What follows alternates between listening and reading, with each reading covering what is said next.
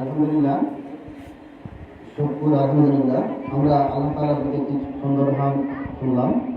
এই পর্যায়ে একটি নাচের আসর শুনব, সেটা আমাদের পাত্র মাদ্রাসার অষ্টম শ্রেণীর ছাত্রী মোসাম্মদ ফাহিমা খাতুনের কণ্ঠে। অষ্টম শ্রেণীর ছাত্রী মোসাম্মদ ফাহিমা খাতুনকে মঞ্চে এসে নাচ পরিবেশনের জন্য আমি আহ্বান জানাচ্ছি।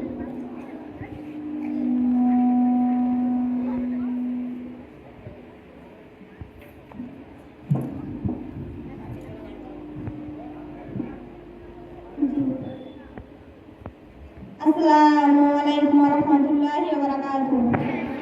Ya Rasulullah,